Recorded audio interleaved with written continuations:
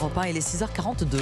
On est à un peu plus d'un mois maintenant des fêtes de Noël. Alors vous allez peut-être déjà commencer une partie de vos courses, mis de côté ce qui se garde, en tout cas ce que vous avez trouvé en promo. Vous avez peut-être aussi remarqué ces labels qui évaluent le degré d'éco-responsabilité des produits que vous trouvez en rayon. Et vous en parlez ce matin avec votre invité, Alexandre Lemaire. Vous recevez sur Europe 1 Thomas Graffagnino, expert en marketing et commerce chez SIA Partners, cabinet de conseil en management. Bonjour Thomas Graffagnino. Bonjour Alexandre. On est maintenant bien familiarisé avec le Nutri-Score. Le Nutri-Score, c'est ce label de notation des aliments selon leur qualité nutritionnelle. C'est un label qui en inspire d'autres, visiblement. On voit maintenant fleurir, c'est vrai, des labels éco-responsables. Il y a cet engouement maintenant dans les grandes surfaces, dans les magasins, pour les labels écologiques.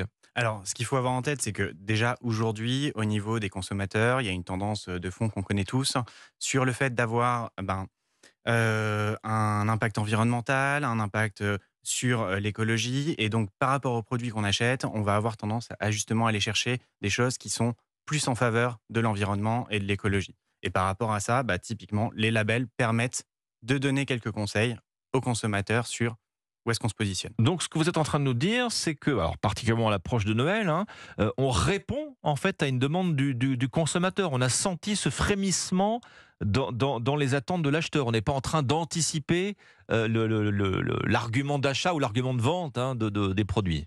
Oui et non. C'est-à-dire qu'aujourd'hui, ce qu'il faut avoir en tête, c'est que principalement pour les marques, les labels, c'est un objectif marketing. C'est un objectif marketing de pouvoir, en rayon, faire le tri entre un produit A, un produit B, et de regarder par rapport à un impact comment se positionne mon produit. Et aujourd'hui, on voit typiquement le Nutri-Score, on le connaît bien, mais c'est pas appliqué partout. On n'a que entre 2 tiers et 75% des produits qui sont appliqués avec le Nutri-Score. Le problème du Nutri-Score, c'est qu'il faut le rappeler, l'étiquetage n'est pas obligatoire. C'est la liberté du fabricant de l'apposer ou pas sur ses produits. C'est toute la complexité des labels. C'est-à-dire que du coup, quand un label il est fait tout seul dans son coin par une entreprise, on va avoir une difficulté de lecture pour le consommateur. On ne sait pas trop, est-ce que c'est intègre, est-ce que c'est exactement représentatif de la réalité versus des labels qui sont construits en consortium, qui sont construits avec l'État.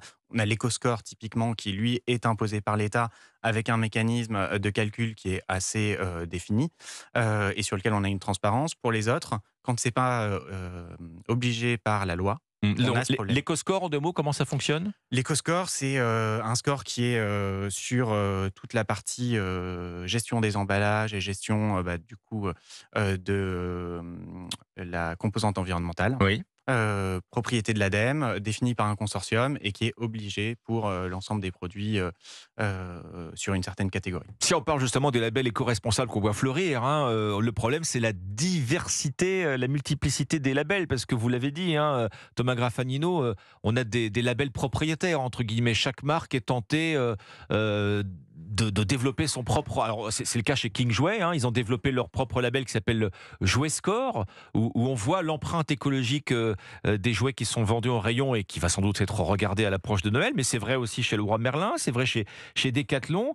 Il y a un problème de lisibilité, puisque chaque fabricant développe son propre label et du reste avec ses propres normes.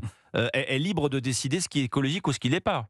C'est tout l'enjeu. Quand on a un objet qui est marketing, qui est le label, le score, etc., on va avoir tendance à choisir une méthodologie de calcul qui nous arrange, surtout quand on le fait en propre. Et on l'a vu dans d'autres secteurs, typiquement les cosmétiques, où certaines entreprises se sont dit on va créer notre propre score, ça crée de la non-lisibilité pour le consommateur. Et aujourd'hui, on voit bien, avec l'Eco-Beauty Score qui est en train de se monter, finalement, toutes les entreprises se regroupent sous une même bannière pour avoir quelque chose d'homogène. Alors, vous parliez de marketing, Thomas Graffagnino, c'est votre spécialité. J'ai envie de dire chat échaudé, craint l'eau froide, qui serait celle du greenwashing ici, l'écologie de façade. Est-ce que ces labels, justement, sont sérieux ou est-ce qu'il y a ce risque, précisément, d'avoir affaire à du greenwashing parfois ? On a parfois du greenwashing, mais dans la majorité des cas, ce qu'on voit, c'est des méthodes de calcul qui sont assez sérieuses, quand bien même elles ne sont pas réglementées, que ce soit par la France, par l'Union européenne, etc., avec des mécanismes de certification sur des bureaux d'audit, etc., qui permettent d'avoir quelque chose quand même d'assez sérieux. Maintenant, ça reste quand même toujours une initiative marketing, et le choix final de l'entreprise de mettre ou pas le score, il va se faire clairement en dépendance de où est-ce qu'on se positionne sur l'échelle. Alors, sur l'échelle du Nutri-Score, justement, qui est un label qui est facultatif, mais qui est réglementé, donc qui va connaître un durcissement à partir du 1er janvier. La notation, justement, va sanctionner davantage l'excès de sucre et de sel. Le problème, c'est justement le fait que plus on durcit un label qui est facultatif, plus on va pousser les volontaires vers la sortie. Il y a effectivement ce risque et ce qu'on voit bien sur le Nutri-Score, c'est qu'aujourd'hui, même pour le consommateur, on a des incompréhensions entre des frites surgelées qui sont plutôt bien notées et des produits qui sont plutôt à base de légumes et qui sont moins bien notés. Donc forcément, ça pose ces questions-là. Ça pose aussi des bonnes questions d'un point de vue des entreprises pour reformuler leurs produits, pour revoir la façon dont ils les conçoivent.